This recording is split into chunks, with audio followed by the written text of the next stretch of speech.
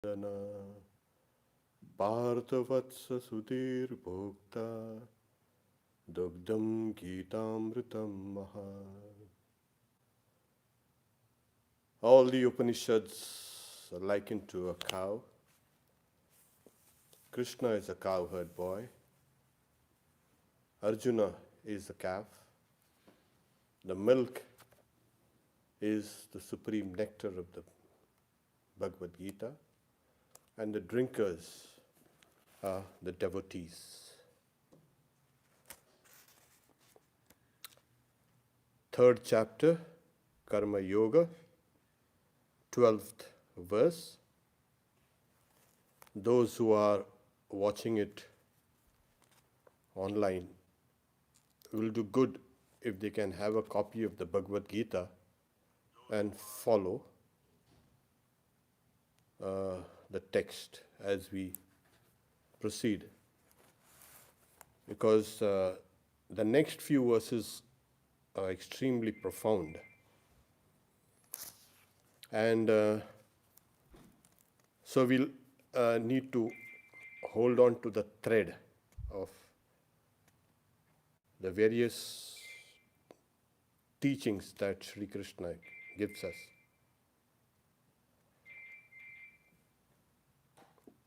Ishtan bhogan hivo deva dasyante yagnya bhavitaha tairdattan pradayebhyo yo bhunkte stena eva saha. In the previous verses we had seen that you nourish the gods, you worship the gods, and it's in a way you're nourishing them. And in turn, they will nourish you.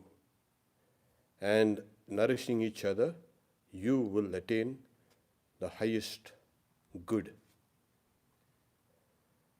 This line of, you can say, teaching is being continued here in this verse. The gods will give you the coveted, desirable or enjoyable things because they are pleased by sacrifices. That person is certainly a thief who enjoys what has been given by them without offering these to the gods. Sometimes the language is direct, it comes to you like falls on you like a sword blade. It's inescapable because truth does not have to be compromised. And the Lord will state things exactly as they are. Human teachers will try to find and rationalize a kind of a way out of some of these kind of direct truths. We have been speaking about how we are connected to the whole world. People talk, this is my place, this is my space, this is my this, my that, not realizing that there is no such thing as an individual life at all. And if there is, it's an illusion. What is real is the life in its totality. And once we get this thing in our heads, which the Lord will keep on stating and restating over and over again, that this is a life that is total. We are in the midst of an ocean of life. There are certain things we do which we think, yeah, that's meant for me, and that's meant for him, and that's meant for her, and this is meant for. We do not really know how many factors come into play in molding an individual life, and how many factors come into molding universal life. So these gods or the forces of nature, these factors, if you must, which are in Vedanta external as well as internal. Because what you find in the external world, all these gods, are also pointed out by Vedanta is that those gods also exist inside. Gods, the shining ones. So these spiritual entities, what happens is, so long we have been thinking this world is a kind of world of matter. It's a material world. It is gross and it needs to be exploited by, why? Because this world was done for us.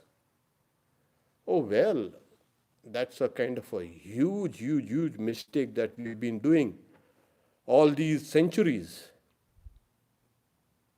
If the world was made for you, you are made for the world also. We need to take the second part of the equation. So there are these entities everywhere, in all things. The gods will give you the coveted, enjoyable things. Why? Because they are pleased by sacrifices.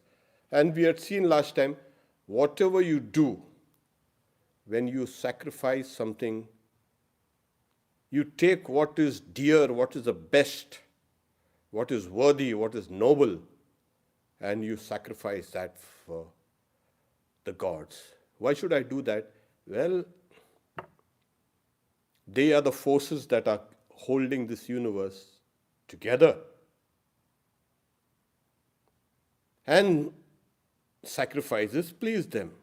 Every thought, every word, every deed is a sacrifice or can be made into a sacrifice.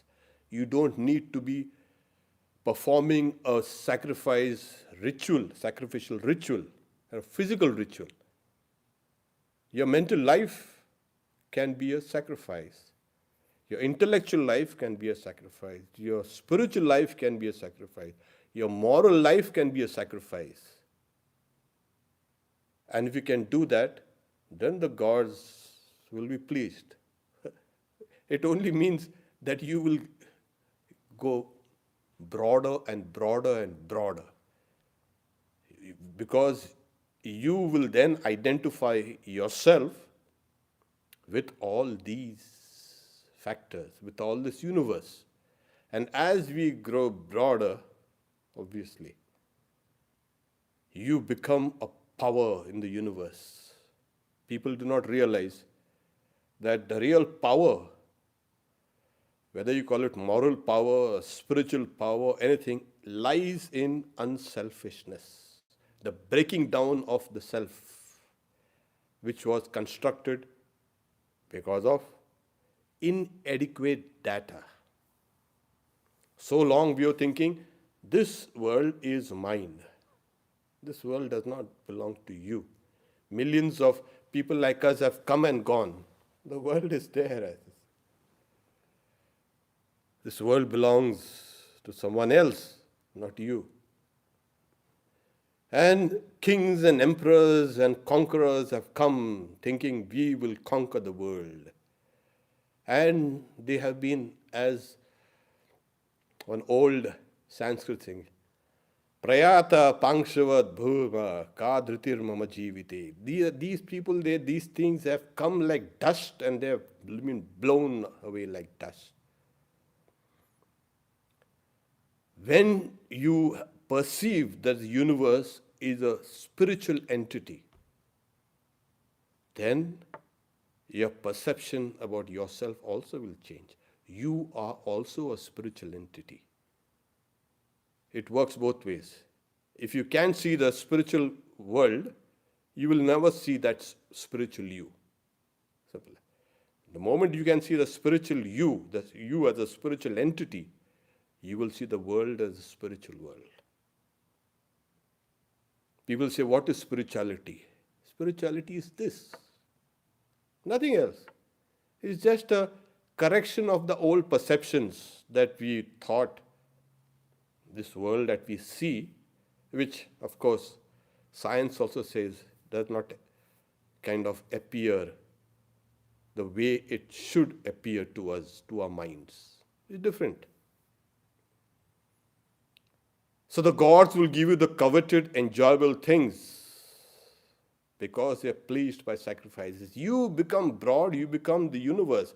You are identified with all universal life. So this is the positive side.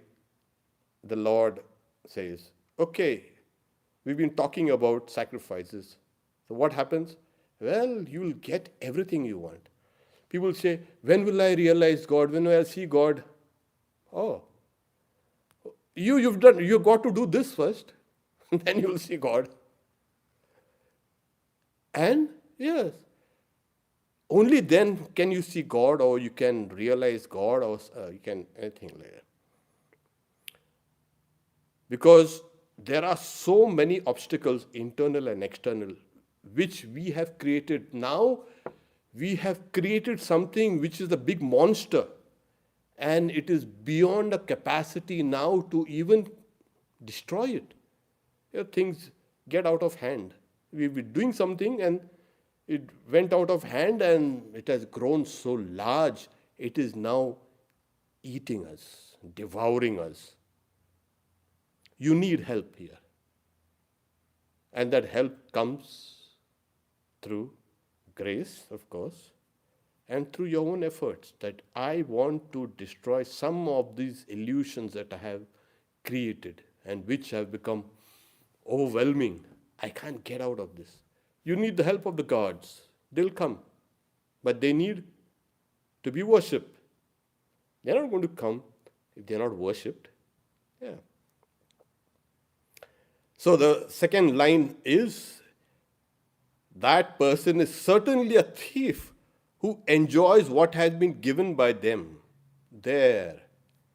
So everything that you have has been a kind of a loan. You've got to repay that debt. The commentators say, yeah, it's been loaned to you. You don't possess, you don't own anything. You're not supposed to own or possess anything in this world except divinity.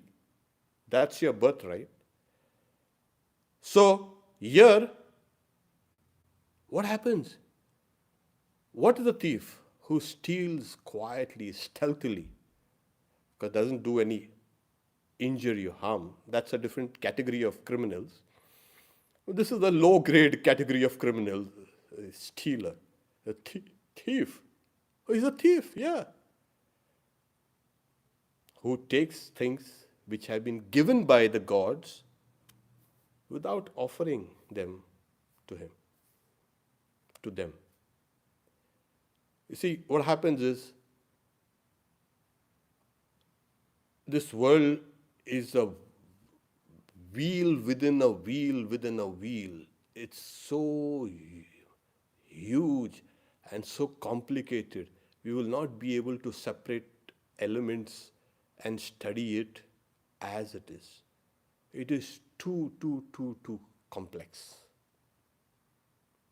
So Swami Vivekananda says, the world, the wheel within a wheel. Yeah. You put your hands and the machine catches you and drags you in. So how do you get out of this world machine? Yeah, well, sacrifice to the gods and they'll be happy. Why? Because your breath, your life, your every aspect of, you can say, activity is guided by these forces, by these bright ones, and they are everywhere. Yes, with that you will awaken those gods within you when you do that. Vedanta will come down to, once you can awaken all those universal gods, aspects of the universal gods which are there within you. So there is one universal God, and there are parts of that universal God, as it were, divided and subdivided in everything. Eko ham bhavishyama, I am one, let me be many. So it's not necessary that these gods have to be in some place other than the earth. These are all gods here. The human beings are these gods. When you can look at them that way, yes, you're worshipping them. You want to go to heaven and see that God, why don't you see those gods here in creation? Here they are there. So it's always good to start from where you are. And once you understand your relationship with all the others, that yes, this is nothing but palpable divinity, worship this God. And that's why Swami Vivekananda brought out this great doctrine of this karma yoga. Worship everyone as Narayana, as aspects of that all-pervading divinity. When I help somebody or worship somebody, I awaken that divinity which is manifest there in that person, and correspondingly I awaken that same divinity within me.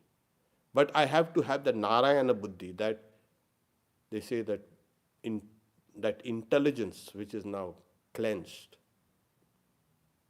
and I can see that each and every one are aspects of that divinity.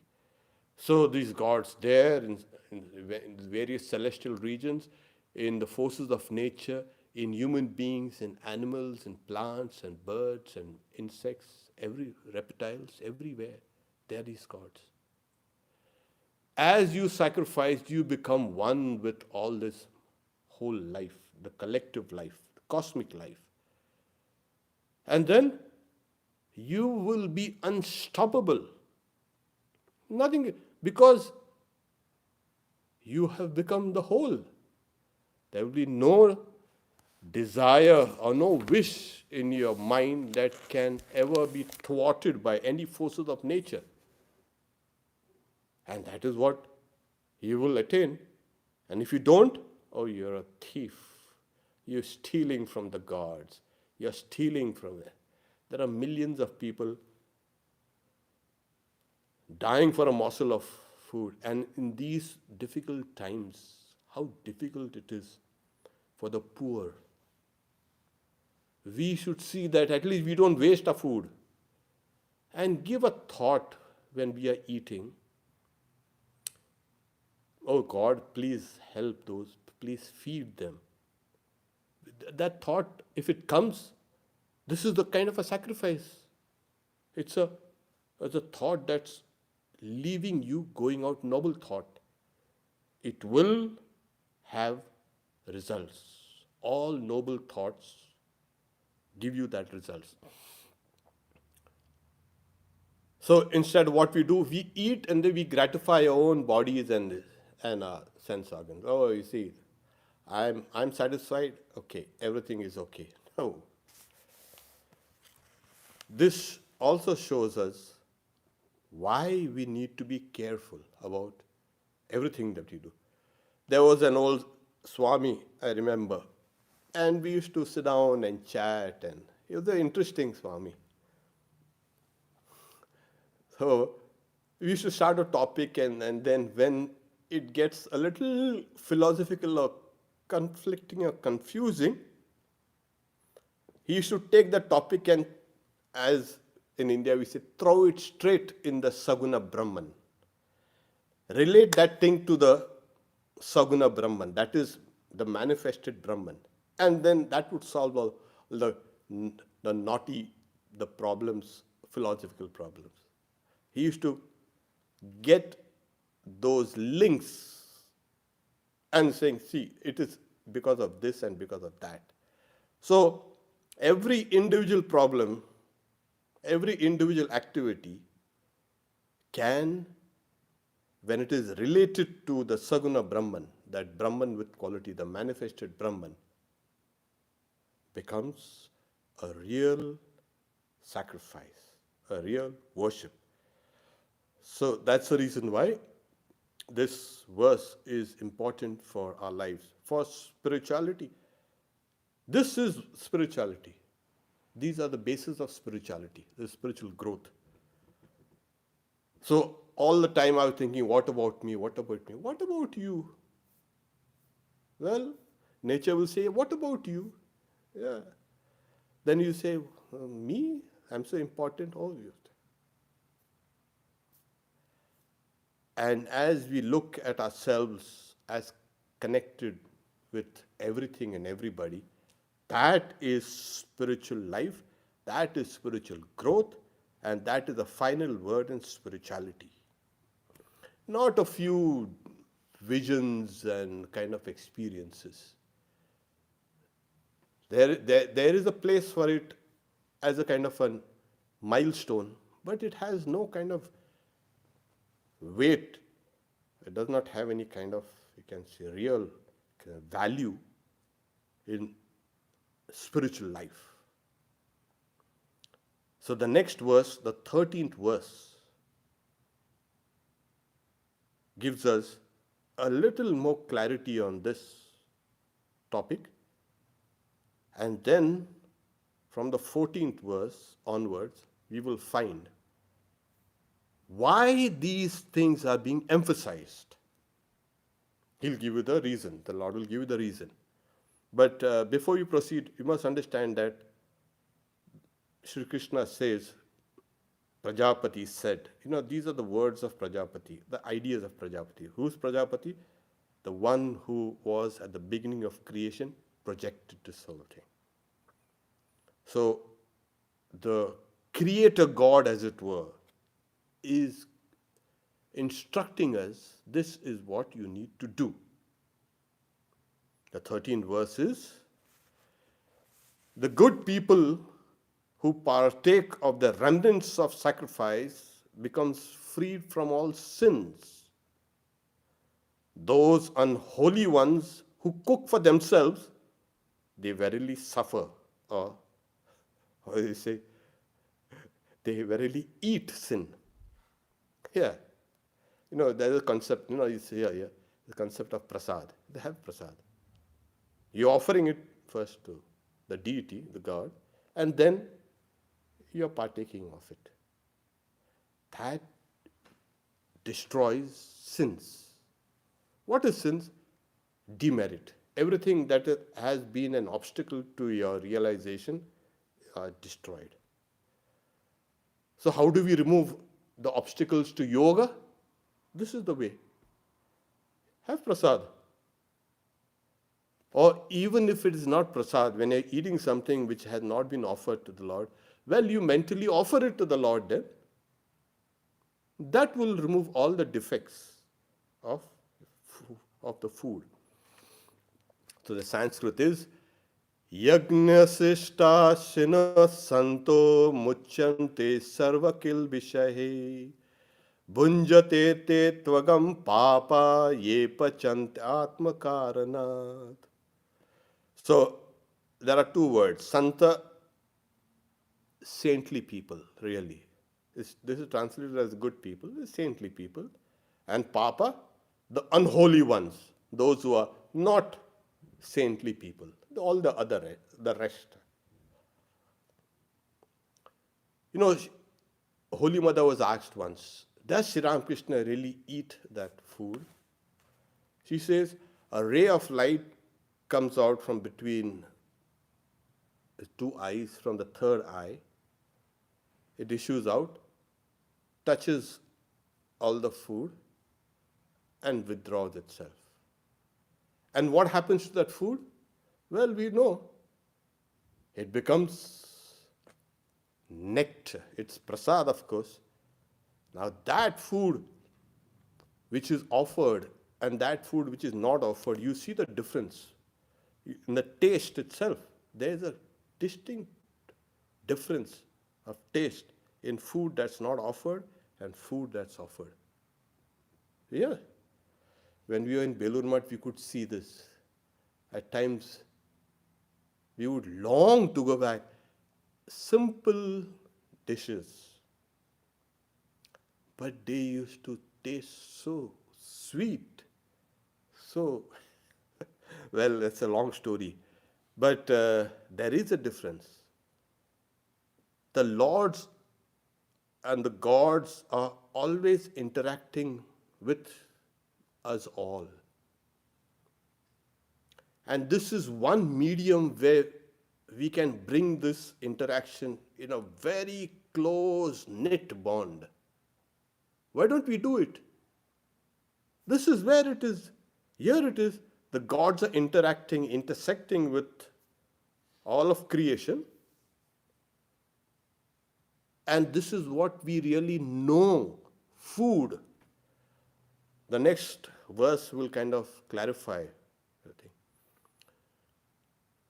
So, through the medium of food, through the medium of eating,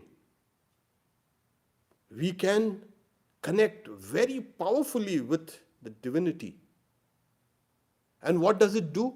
Well, it purifies you. People talk about purity and purity and purity. Well, the food that you go, if the food is pure, as the Upanishads say, ahara shuddhav, sattva shuddhi, the mind becomes pure. Sattva shuddha, dhruva smriti. Then, when the mind is pure, there is a constant remembrance of that imperishable one. And when that memory has been cleared, it is firm, dhruva, then all the bonds of ignorance burst open and you become free. So, it is found in the Chandogya Upanishad. Ahara shuddhav, sattva shuddhi, sattva shuddha, dhruva smriti, and smriti grantat vipramokshat. So, the whole thing is like, it's a chain. So it starts with here. Take this up, because there is something called your body is made of food. It lives in food and dies and becomes food. That's what. Food, yes, everything. Everything is in a way food. So, in the Vedas, in the Rig Veda, there is a quotation, that heedless person eats food in vain. I declare that is tantamount to that person's death. That person cannot satisfy even the gods, nor his own friends. One who eats alone becomes a sinner. So mentally offer this thing. You're taking something, every morsel that we eat is taken from the mouth of others. Yes, this world is a large place, huge place, huge. So, we are not taking it just the morsel from other people's mouths, but we are taking also life. When we eat, food is life, you see? So that life is necessary to die, as it were, so that it can give us life. So life thrives on life.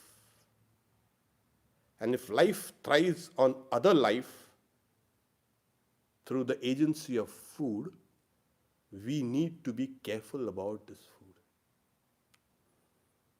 So the person can become extremely spiritual if the person can save a thought for others, mentally offer the food to the gods, give thanks that today we've been able to eat. Otherwise, you see, if you don't eat, you will not be able to meditate, you will not be able to pray, you will not be able to study, you will not be able to do anything.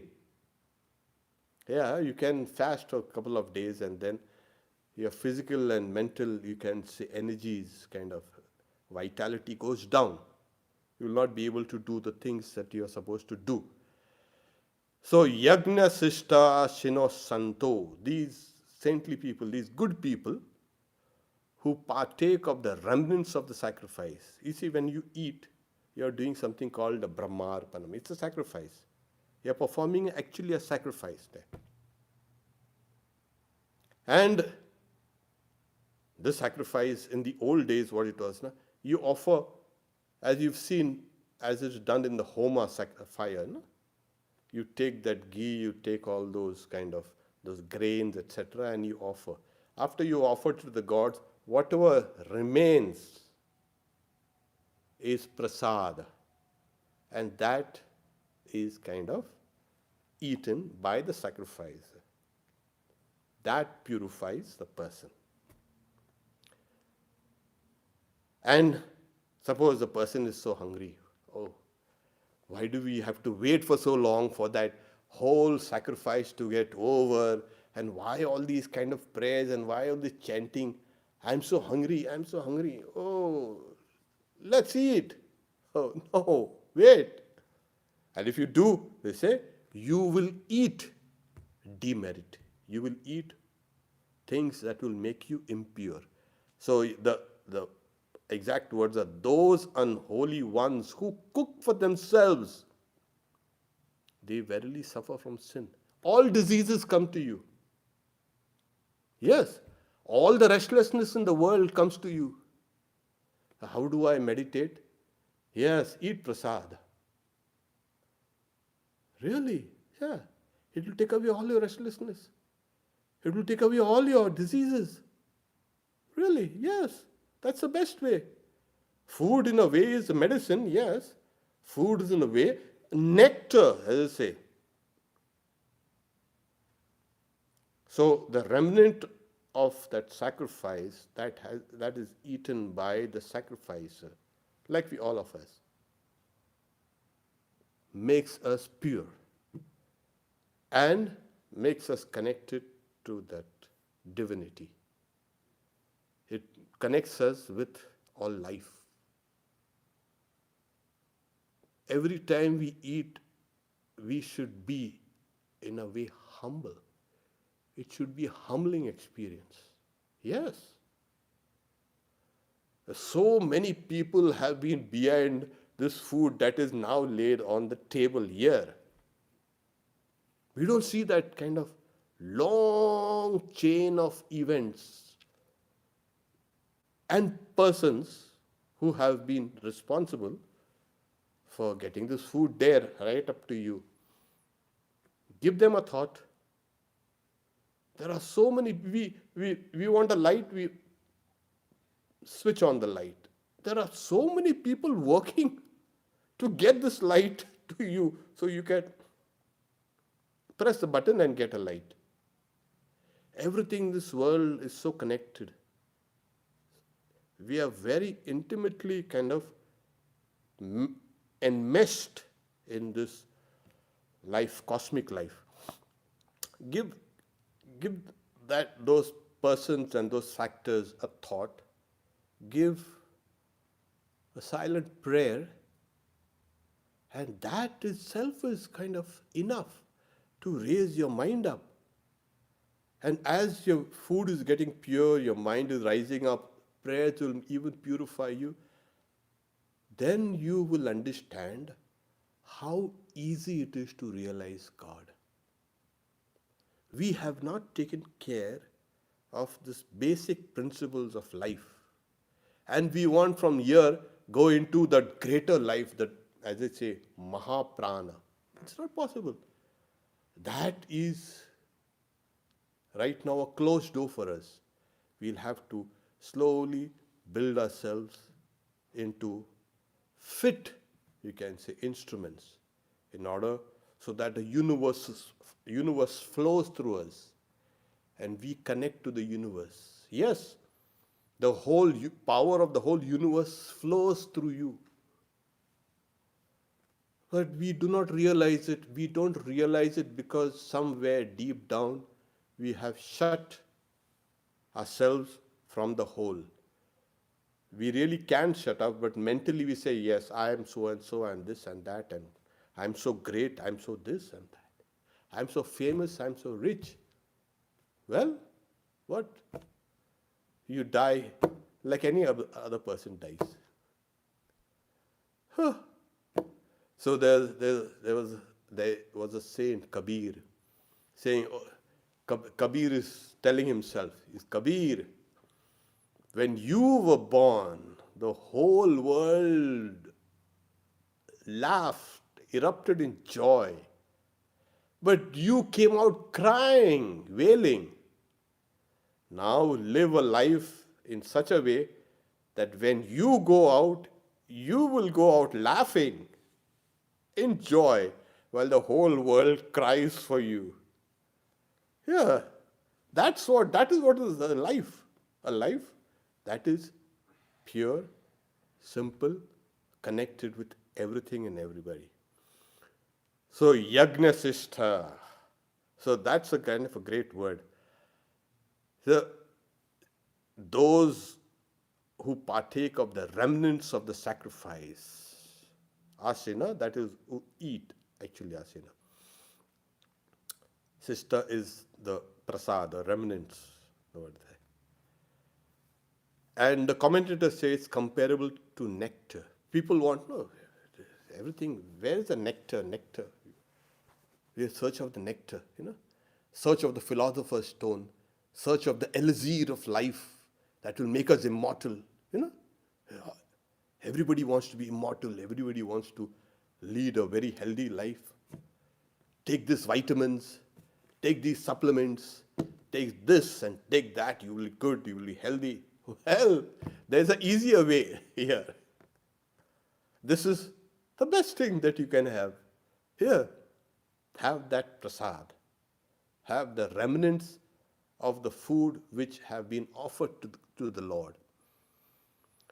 So, and if you don't, well, you eat sin. Simple as said. Bunjate te tvagam papa ye pachante atmakaran. Those who cook just for themselves. Swami Vivekananda used to say, we are like kind of dogs. We have somehow stealthily entered into somebody's kitchen.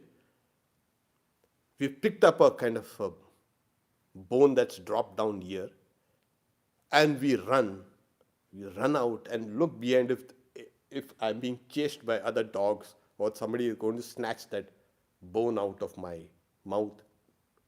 And for that bone, I'm going to really fight. I'm going to defend that bone.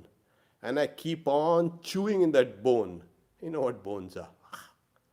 Well, the mouth also might bleed, but then that dog will keep on crunching and chewing at that bone. We are something like this. So, how would you suppose someone is hungry. You'll feel more satisfied feeding that person than you yourself feel. Sri Ramakrishna gives an example of the raw eye and the ripe eye. Kacha ami, paka ami.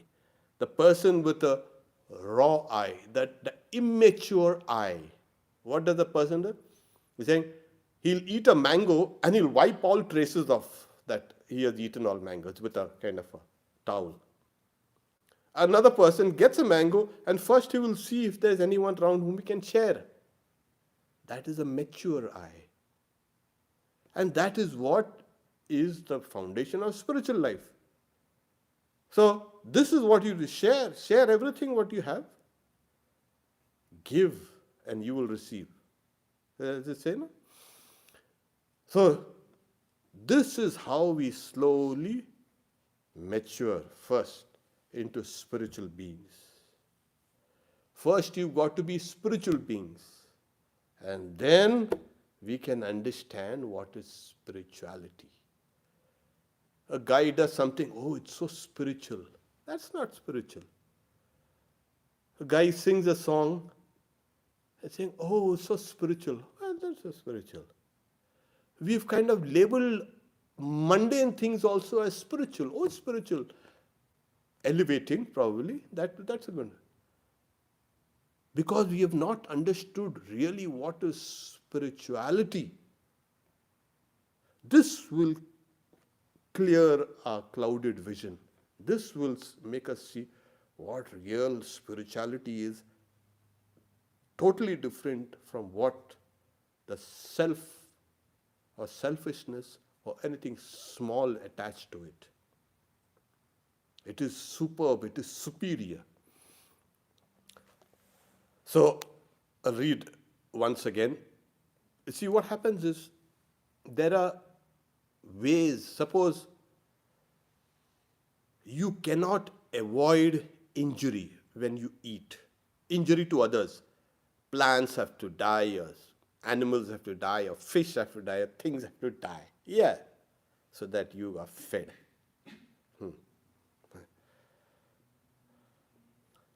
Well, how do you counter that? This is one way, offering as a sacrifice. The other way is the 5 great sacrifices. You pray and worship to the sages, to the gods, to the beings, to human beings, and to the lower, not technically, they're not lower, all beings. What was the third one? To the beings, to the ancestors, departed ancestors. Yeah. Yeah, it's the 5 great sacrifices. Rishi Rin, that is, you are in debt to them. How do you worship those sages, those who have given you all these scriptures, those who have given you all these spiritual traditions? By studying those things, by remembering them and practicing your spiritual disciplines. How do you worship the gods? Well, you worship them, like we did here. And then we have the manis. You worship them how? By remembering them. We have this, you can say, a few things that are offered, rice and cakes and all these things. The human beings, you've got to see that everyone around you is fed before you can eat. And the lower beings, the beings other than human beings, they also need your attention. So in the old days in India, they used to keep one morsel of food out, 1 and 2 and 3 and 4 and 5, and mentally offer them and then take that and. So you are indebted to their grace. So what happens is you get connected with the seen and the unseen worlds. And now we know that even if you don't see that particular thing existing, that thing exists, that entity exists. So this is another way how to nullify or how to neutralize certain actions that you have done. Living entails killing.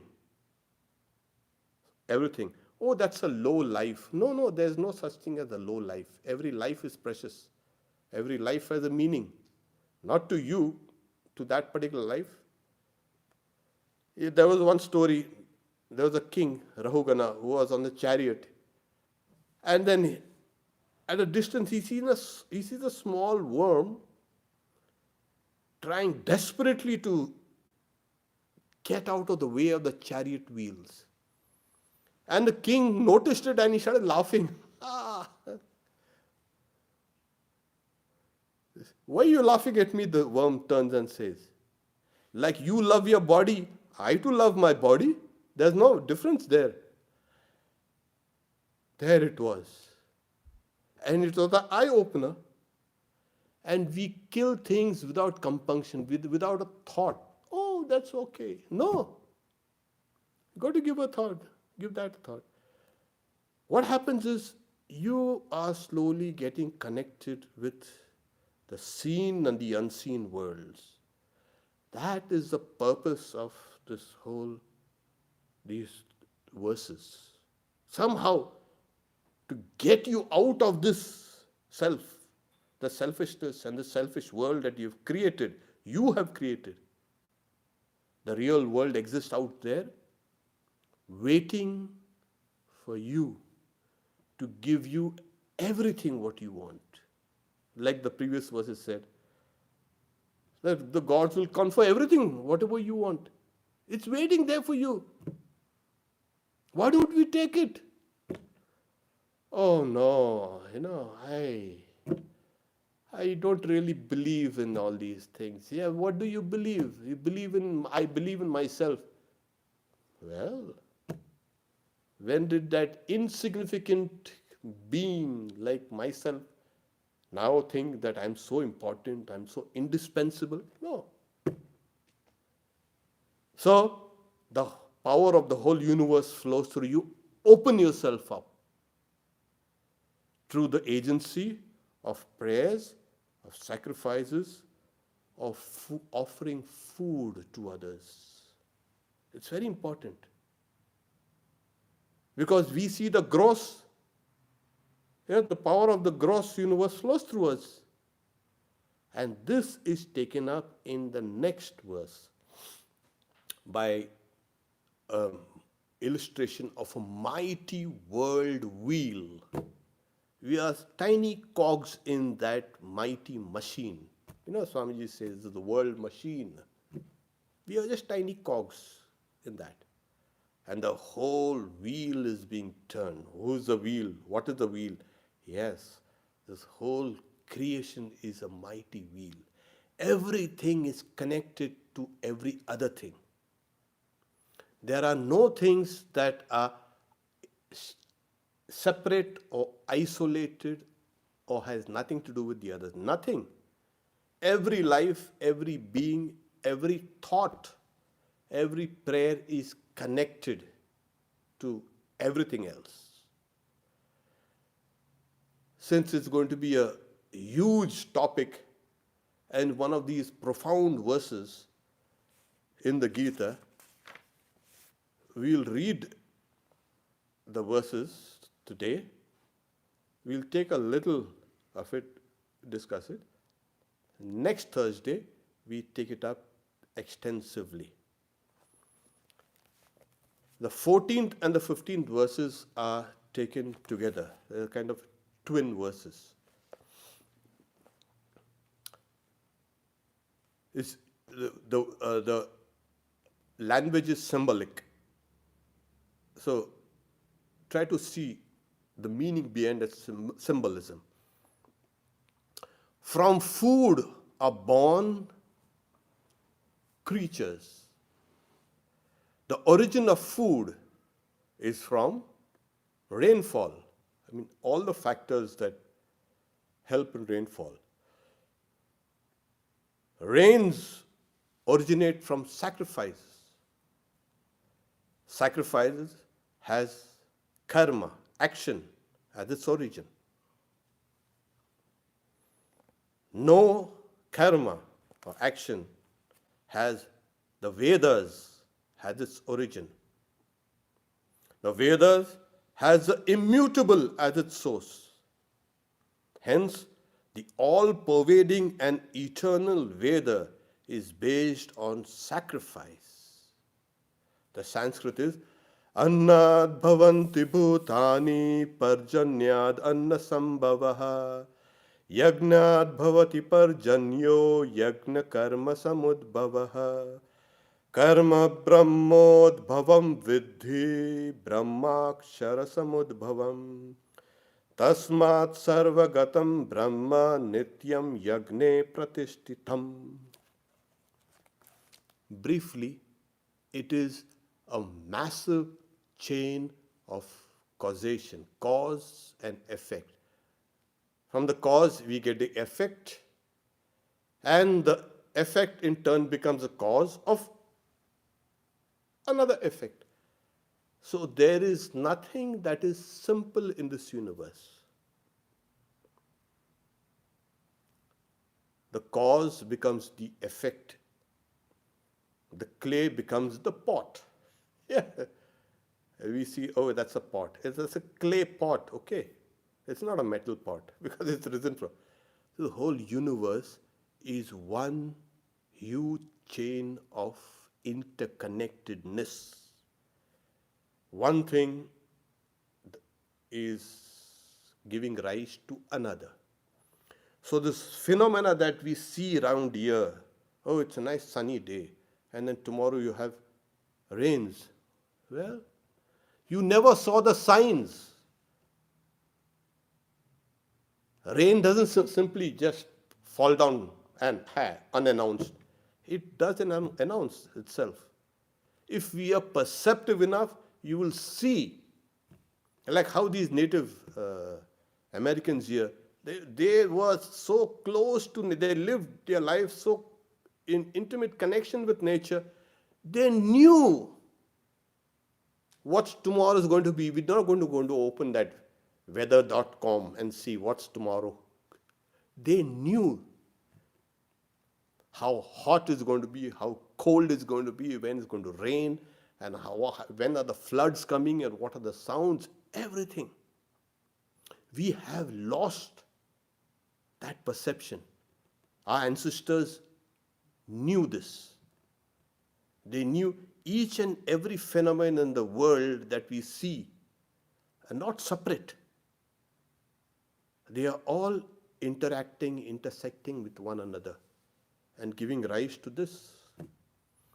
So by these two verses, the whole wheel of causation is being presented to us to deliberate. No person or no life or no being stands in isolation. We are parts of the whole. This is the wheel of the world, rolling on and on and on and on, from time immemorial. Once we understand the wheel, we understand the universe, we understand God, and we understand ourselves. We understand all living beings. It's a mighty statement. So one thing, oh yes, the microcosm and the macrocosm vibrate on the same key. There is no difference. To understand the macrocosm, study the microcosm. That's it. So this wheel has been, from food are born the creatures. The origin of food is from rainfall. Everything that is a kind of is a foundation for food, or factors for food. Rain originate from sacrifice. What sacrifices? What do you mean? Every good thought, every good word, every good deed lays up a store that is called in Sanskrit apurva. Every action is embedded with its reaction. You can't have just an action. I do something and I'm not getting it. No. You will get the results of that karma. It's inevitable. Nothing in this universe can stop you from getting what you have set in motion. It's a question of time. The more intense the sacrifice, the more intense your prayers and sacrifices, your thoughts and deeds are, the more quicker they come. Because everything moves in a circle here. So, when we lay up a storehouse of noble and you can say grand thoughts, spiritual thoughts, they are going to go out, help the world, and come back to us and help ourselves also, make us more and more nobler. So, the whole world, they say, and it has been seen even in the Gospel of Sri Ramakrishna, you see that the whole of nature is, as it were, kind of dancing in joy. When Sri Ramakrishna used to walk down in Dakshineshwar, live in Dakshineshwar, the trees and the plants and the rivers dancing with joy. All living beings are kind of in a state of bliss. People who used to come to meet Sri Ramakrishna left with a feeling of joy and peace because of that God-man. How is it? Does a person affect nature? Yes. Our lives affect nature in a very, very, very, if it's a positive way, it will affect the nature. Today what we are seeing is that greed that has been there with us coming out, and this world suffers because of that. And the world gets its reactions also. And we have to face the consequences. So everything goes out, whatever goes out to you helps the universe. And the universe, when it is helped, helps you. So that sacrifice has karma. Every thought, word, and deed that is expressed is karma. As Swami Vivekananda says, karma is all pervasive. There is subconscious work, there is conscious work. And later on we will find there's some superconscious work also. This is the world of karma, the world of work. Everything works. Everything vibrates. Everything is vibrating, moving, changeable. Everything in this world. So it has action, karma as its origin. And where has this action come from? See, you need to go back to your source. Find out your roots. You see one thing and you can trace your roots back to a particular kind of point. So, no action that has a Veda as its origin. The Vedas, the supersensuous knowledge, the Veda has the immutable as its source. And that immutable, that Brahman. So from that Brahman has emerged the Vedas, from the Vedas has emerged the karma, from the karma has emerged the sacrifices, from sacrifices has emerged the factors which goes on to produce food, rainfall, etc. And from that emerges food, and from food, human beings and all beings emerge. And they emerge and they merge also, of course. Hence, the all-pervading eternal Veda is based on sacrifice. So this is what Sri Krishna is kind of insistent on this, sacrifice. Because the very gist of Karma Yoga is sacrifice. If Karma Yoga can be, as it is, translated differently, Karma Yoga, well, sacrifice.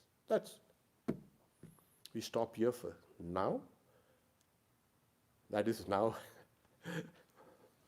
And next Thursday we take this up from